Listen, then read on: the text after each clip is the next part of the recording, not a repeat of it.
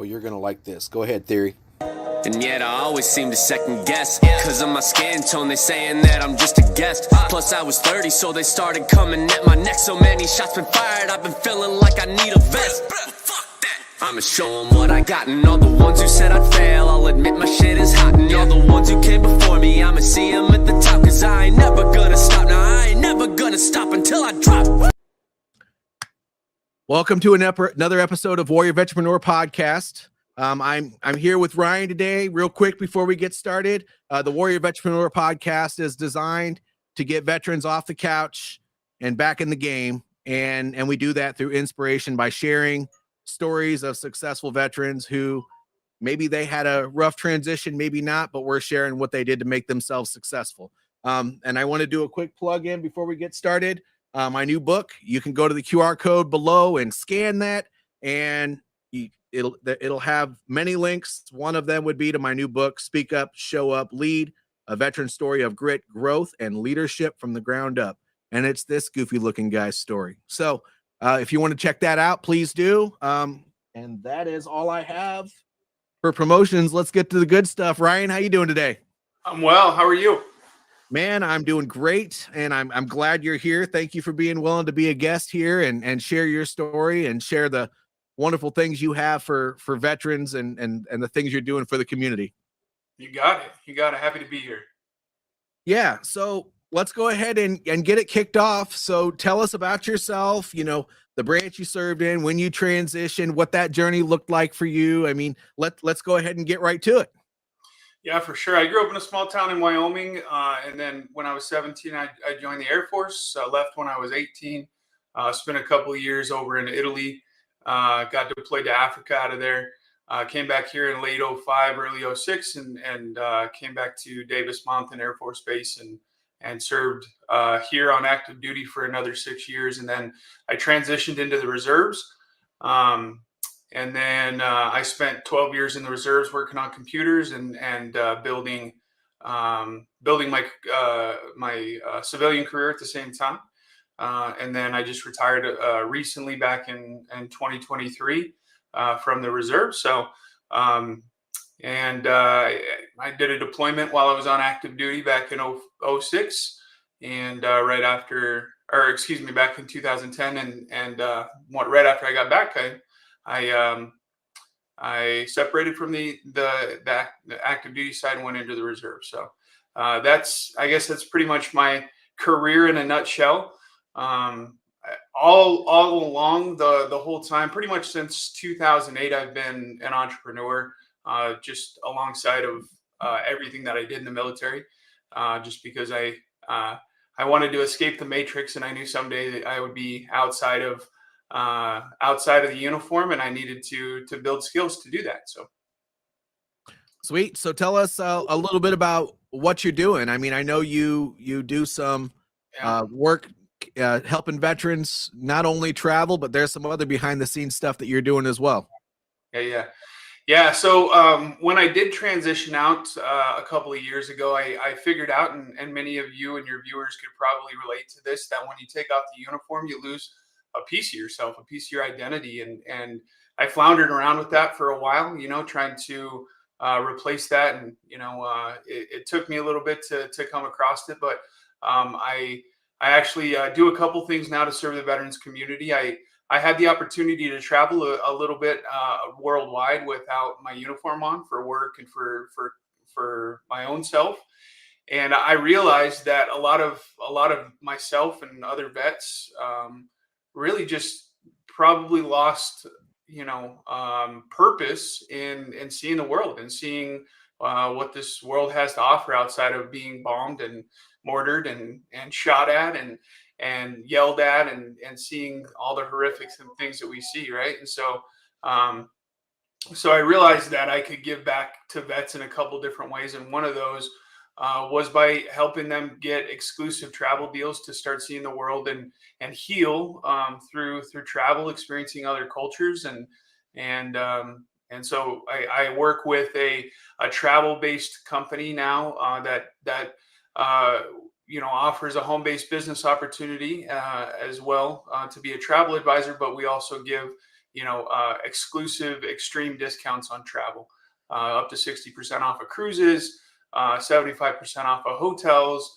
And really, my buddy and I, John Rankin, we just tell vets about not only that particular travel club, but all the vet travel deals that we can come across, getting to the Bahamas for under $500, getting into free national parks, free entrance in theme parks, things like that maybe some people know about and maybe some people don't, right? And so we bring that to the world of the veterans and allow them to heal and experience life in a different way through travel. And then the other thing that I've recently done was I took an assistant chapter director here in Arizona for a group called Fairways for Warriors. We help combat vets heal through the game of golf.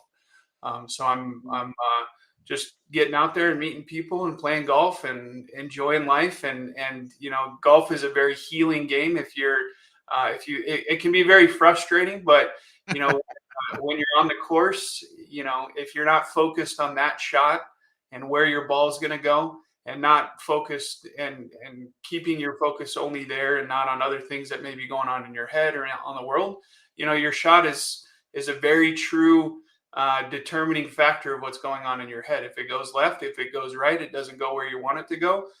Golf will tell you that, right? And I find, I've done a lot of different sports in my life, but I find that golf is the one sport that has allowed me to grow personally more than any other sport, for sure. So yeah. And it's also kind of a community builder too, both travel and golf. So I mean, you kind of hit a double whammy there. Yeah, absolutely. So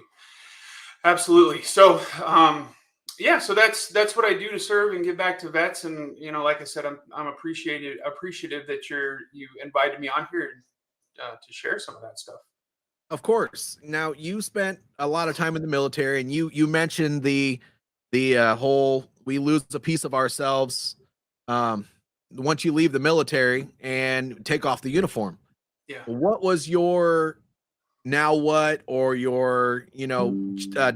moment once you transitioned from the military and that made you want to go and maybe go from helping yourself, which a lot of us end up doing? We just continue working because that's just what we do, to now you're involved in helping vets with golf. Now you're involved with helping vets get back out there and travel. What was your defining moment that made you decide to do that? Yeah, to be honest, like I said, I've always been an ambitious guy, right? I've always taken on other roles outside of what my primary role was, either in the military or otherwise. And I realized when I left the military, I was really kind of tired of people, right? And so and that is good to an extent, but it becomes a double-edged sword very quickly. And I got very secluded. COVID happened, different things like that. And I got very secluded in my house and realized that, my life is more than just working all the time. And once I'm done working, I walk out of my office in my home here, and then I go sit on the couch for a few hours, and then I go to bed and I do it all over again. And I just noticed that I was getting in this kind of rut of monotony, right? Over and over and over again. And I, going from doing all this crazy stuff in the military to this huge low of this, I just kind of woke up one day and realized, there's got to be more to life than this. My best days are not behind me, So I think that, just because I took off the uniform, I can still serve in a different capacity. And, my heart's always been in service. And so, through happenstance, just by connections and different things like that, I got introduced to the world of travel through John and through my buddy DJ, and then as I progressed through that, I just made connections, and I got connected with the chapter director out here in Arizona for Fairways for Warriors. I'm still not a great golfer, to be honest with you, but I'm here for, like you said, camaraderie and bonding and being together with brothers and sisters that may be in the same situation as me, right, or worse or better, So I hope that kind of answers the question. If it doesn't, I hope you give me a follow up there.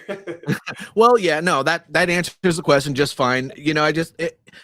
I want to make sure people understand, what the driving factor is. If you get lost, it's very important to understand how you become found again.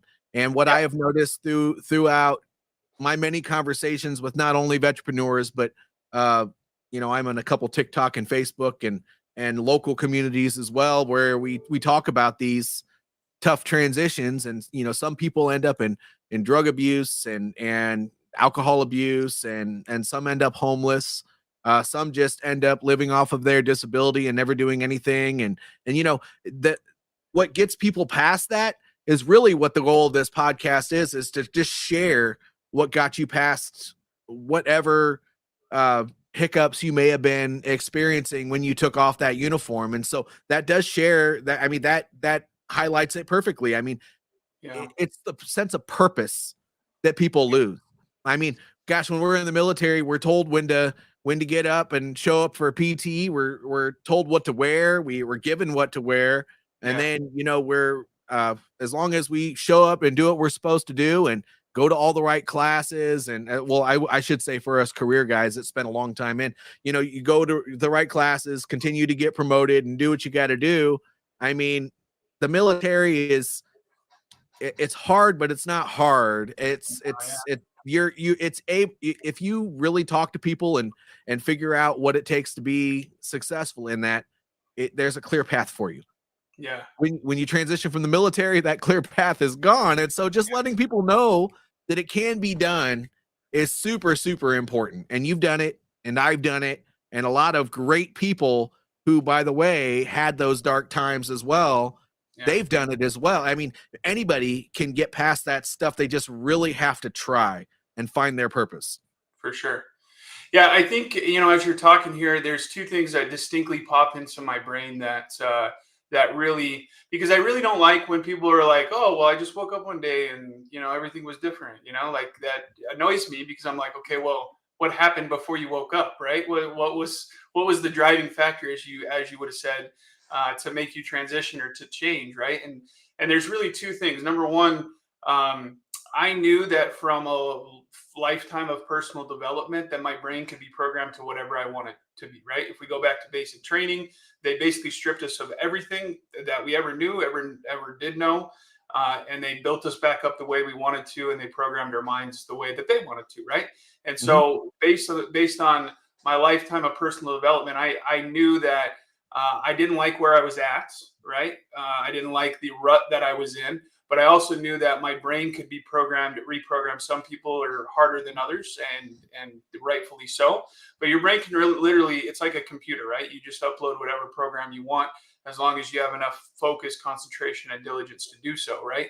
And the second thing was, I very quickly forgot about the wingman concept, I guess you would say, in the Air Force, right? I'm not sure what they call it in the other services, but there's a lot of truth and value to that. We always made fun of it when we were in, probably, but it's a real thing at war, right? That it's when you're deployed in the desert and you're getting blown up all the time, you never go anywhere without anybody, and there's a real purpose to that, and I think, at least I did. I discarded that quite a bit when I was in the service, but when I was out and I was in that rut, I realized that I needed to put other brothers or sisters in my life, because, as my buddy DJ says, it's pretty hard to see the picture when you're in the frame, right? Mm-hmm. So it's really important to have other people like yourself, or like other, brothers and sisters in your life that can call you on your bullshit, for lack of better words, and say, hey man, this isn't what you were made for. This isn't what you were designed for. There's more to you than that. Than what you're doing right now, and thankfully I've built a lifetime of pouring into those people, and so they stepped up to the plate when I needed it the most, right? So. Yeah, and it's not only programming. I mean, people lose focus on what their why was. I mean, why did you join the military? That why is going to be different when you transition. If you're sitting there wallowing and you want more, but you don't know what to do, I mean, you gotta find something that motivates you, whether it's, wanting to connect with other people, or wanting to serve again, or maybe it's just finding connection. I mean, it can be a number of things. I know for me, I wanted to do more, but it took my brother passing at the age of 35 for me to realize, holy crap, this guy never left. And I've been all over the world, been shot at, blown up in the whole 9 yards. Yeah. And for some reason I'm still here, but he's gone. Obviously God still has a purpose. I don't Sure. know what's going on in anybody else's life that's listening right here, but you really have to understand that we all have a purpose here. Yeah. You don't have to believe in the whole divinity or religious concepts or anything like that. Just know that everyone, I mean, we found each other's strengths and weaknesses when we were in the military. It's no different than we come out. But anyway, I want to dig into the things that you're doing because, this is stuff that other people can get involved with and have kind of a lifestyle business or side hustle if they wanted to. So, this travel thing, what is it called and how do people reach out to you to become involved with it? Yeah, so the company's name is Lavardi, and I mentioned my buddy John Rankin a couple of times already. Him and I are kind of the vets within the company that are really advocating for other vets within the company, right? Or with advocating for vets and getting discounted pricing on plans and different things like that. And so that's kind of our role within the company. And again, like I said, obviously we get travel at a discount. The thing is that all of us are travel agents, right? We just don't get paid for it, right? When you go to travel, you go to Expedia or Priceline or one of the big name brands to book your travel. They're still getting booking fees on the back end, but you're doing all the work, right? And it's $1 billion industry that way, right? And so all we do is show people how to redirect that revenue into their own pockets, right? By becoming, an advisor with the company and booking their own travel. And then they get to not only save money on travel, but they can start putting money back into their pockets when they refer to their friends or family or whatever the case may be, right? So that's in a nutshell, that's what we do with that. So I guess there's more than just travel there. There's obviously, a lot of vets that I talk to that, want to be an entrepreneur, but they're not sure how to make that transition or that leap. And I think this is a perfect pathway to that, right? Because you can do it part-time around your schedule, whatever you're doing now. And you can, instead of taking the big, huge leap of going from a full-time income to being a scary entrepreneur all at once, you can kind of bridge the gap with something like this. And what better way to do it than with travel, right? So right. That's the big thing on the travel side. And then, with Fairways for Warriors, I mean, it's a nationally recognized nonprofit organization, and there's other golfing organizations out there, but because this serves combat vets and their unique challenges, I really felt a passion to get behind this particular program, right? And it spoke to me in a huge way. Because they're believe it or not, we may be out of the Vietnam days, but we're, a lot of vets and combat vets specifically are forgotten about or pushed to the side, or the VA isn't quite doing what they're supposed to, or, this and that and the other. And, just finding alternative ways to heal is a huge thing, right? Without pumping yourself full of a bunch of drugs, right? I think that it's important that we find, these other ways to heal outside of, just going to check in with the doc and get some meds, right? So yeah, well, and unfortunately, the VA, they do the same thing that the docs did when you were in the military. They put duct tape and bubble gum on you and get you back in the fight. On the VA, it's just pumping you full of drugs, and unfortunately, if anyone listening here is a physician at the VA, I'm sure that's part of whatever design you guys have, but knowing that there's community that brings more purpose to us and camaraderie and all of that, that's really what we need to thrive. And traveling around and doing cool things. I mean, when you're on a cruise or if you're on an airplane or if you're traveling and just hanging out at a resort somewhere, people are all really, really friendly. I mean, I've got a lot of traveling, not outside of the military, in my life as well. And that it's a really cool lifestyle because it's just a bunch of open-minded people that want to meet other people. Yeah. Oh yeah. Yeah. Veterans or not, when you're at a resort or whatever, everybody just instantly becomes friends. It's There's no political discussions really that are involved. There's no, you did this or you did that. It's just everybody there is there to have a good time and enjoy life to the fullest. And so, you make a lot of really good friends that you never would have thought you could make just by being, by putting yourself out there and going to some place that you never knew. Right. So, Yep. Yeah.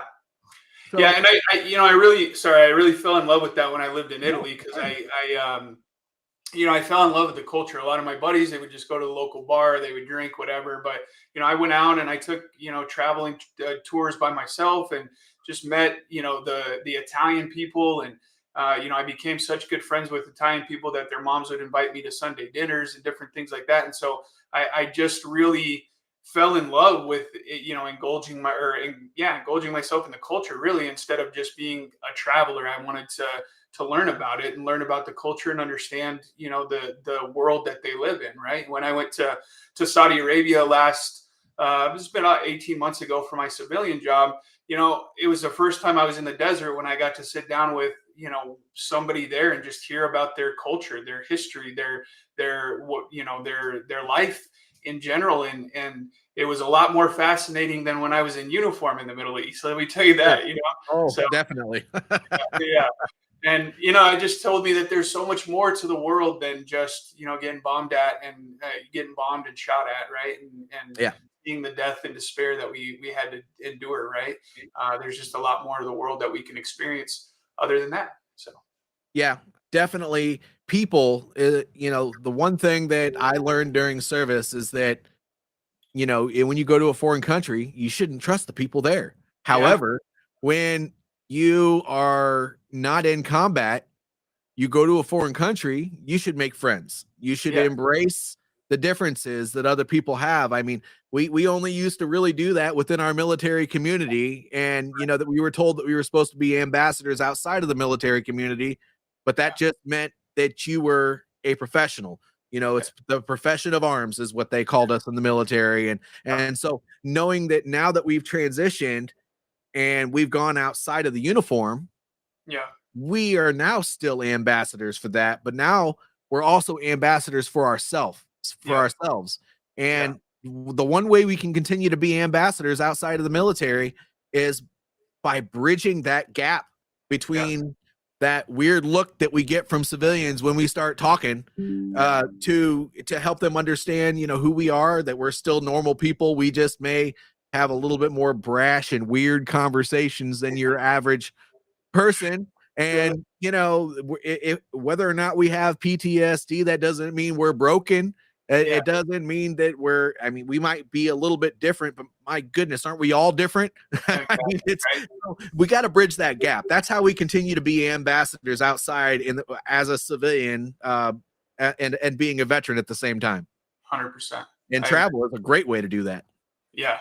Yeah. And just like they used to tell us, right, when we left base and you're in uniform, you're always, representing the uniform. And I feel like we take that same duty with us when we travel to other countries, right? Everybody knows we're American, and the world probably maybe doesn't have the greatest perception of America, right? And so I think it's our responsibility as Americans outside of the uniform to show people that America is more than just bullying people around or doing whatever is on the news that they're seeing. Right, that we're more than just that. Right, we're somebody who wants to get involved in their culture, wants to learn about them as human beings, and I think we have a responsibility to represent. That's part of being an American, in my opinion, is understanding that other people need to see us in a different light. Right, so. Yep. Well, we're getting close to the end of our show. Sometimes this question, when I ask it, it takes a long time. Sometimes it just takes a minute or two. But if you had one piece of advice that you could give to that vet who is struggling through his transition and trying to figure out what they're going to do next, what would that piece of advice be? I would say it's really boiled down to three things. Number one, I've said it already, put the right people in your life that can guide you and put you in the right direction. I spent a lot of my years putting the wrong people in my life, and unfortunately, that led me down paths that were not fruitful, right? And so, trusting your gut, trusting your training, trusting your ability as a human being to know that if you're not doing anything right, at least you're putting the right people in your life. And so when you maybe can't think for yourself, maybe there's some people that you've poured into in the past that will pour back into you now, right? So that's the first thing I would think. The second thing is to know that whatever you're going through now is not the way things will always be, right? They're as it's as constant as gravity, right? Things change, things move, things shift, and as an entrepreneur, sometimes our lucky break comes overnight, right? And we didn't even realize it was due to the days and years and of work that we had already put in, right? So be present in the moment. Understand that you're if you don't have anything going on, that you try to be as present as possible with what's going on around you, and know that you're in a season of preparation, right? And we all have different seasons of our life, of our year. And right now, if nothing's going on, then you're just in a season of preparation. So it's your job to prepare yourself, because good things will come, right? And when those good things come, you want to be able to match and live up to those things when they do come to you in your life, right? And so I would say that even when I didn't have anything going on in my life, even when things were always or they looked dark or whatever, I just understood that it wasn't going to last forever, and I needed to be ready for when it wasn't. When things did come my way, that I needed to take advantage of, opportunities that I needed to decide on. Those kind of things will come.